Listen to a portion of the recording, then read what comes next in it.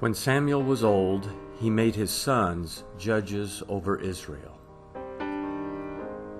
Now the name of his firstborn was Joel, the name of his second, Abijah.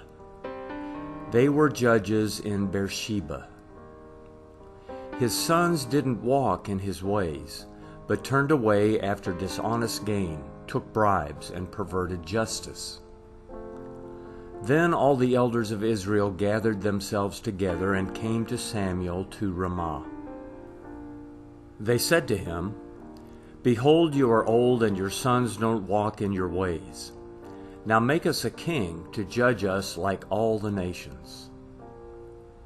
But the thing displeased Samuel when they said, "Give us a king to judge us." Samuel prayed to Yahweh.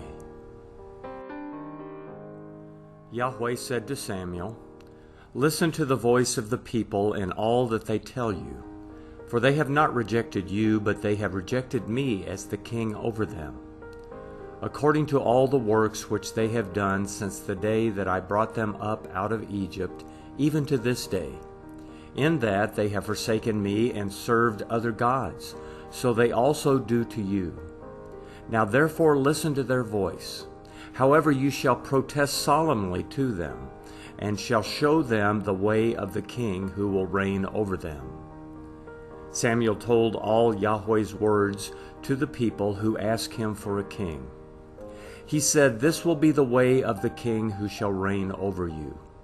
He will take your sons and appoint them as his servants for his chariots, and to be his horsemen, and they will run before his chariots.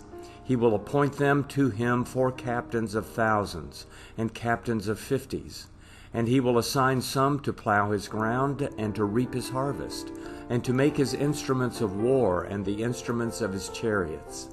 He will take your daughters to be perfumers, to be cooks, and to be bakers. He will take your fields, your vineyards, and your olive groves, even your best, and give them to his servants.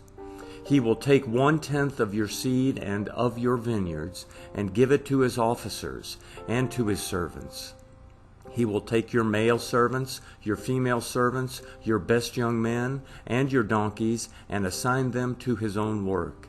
He will take 1/10 of your flocks, and you will be his servants. You will cry out in that day because of your king, whom you will have chosen for yourselves, and Yahweh will not answer you in that day." But the people refused to listen to the voice of Samuel, and they said, "No, but we will have a king over us, that we also may be like all the nations, and that our king may judge us, and go out before us, and fight our battles." Samuel heard all the words of the people, and he rehearsed them in the ears of Yahweh. Yahweh said to Samuel, "Listen to their voice, and make them a king." Samuel said to the men of Israel, "Everyone go to your own city."